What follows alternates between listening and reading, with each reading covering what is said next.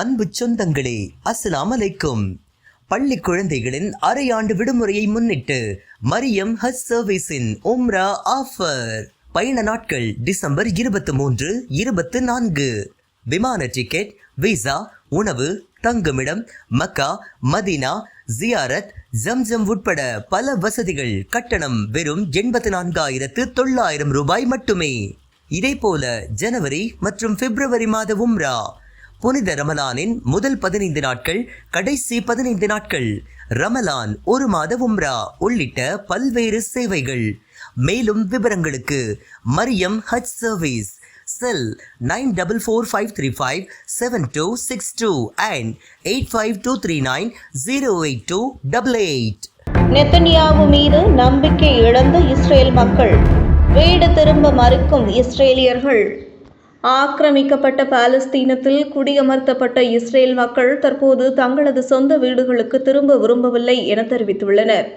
Del hi கல்லூரி நடத்திய கருத்து கணிப்பில் ஆக்கிரமிக்கப்பட்ட வடக்கு பாலஸ்தீனத்தில் குடியமர்த்தப்பட்டுள்ள 50% இஸ்ரேலியர்கள் நிம்மதியை தேடி மயக்க மருந்து அல்லது தூக்க மாத்திரை உட்கொள்வதாக அதிர்ச்சி தகவல் வெளியாகியுள்ளது.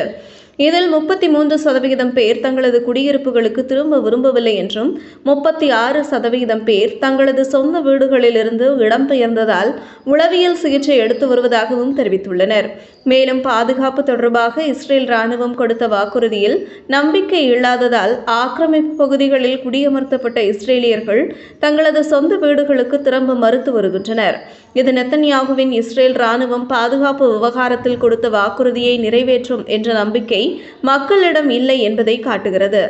ஆக்கிரமிக்கப்பட்ட வடக்கு பாலஸ்தீனத்தில் வசிக்கும் இஸ்ரேலியர்களை விட சொந்த பகுதிகளுக்கு இடம்பெயர்ந்த இஸ்ரேலியர்கள் வறுமையில் வாடுவதாக இஸ்ரேல் மக்கள் கருதுகின்றனர். ஆனால் சொந்த வீடுகளுக்கு திரும்ப முடியாத சூழ்நிலை ஏற்பட்டுள்ளது இஸ்ரேலிய குடியேற்றவாசிகளை உளவியல் ரீதியாக கடுமையாக பாதித்துள்ளது. இடம்பெயர்ந்த குடியிருப்பாளர்களில் 36% பேர் உளவியல் சிகிச்சை பெற்று வருவதாக அதிர்ச்சி தகவல் வெளியாகியுள்ளது.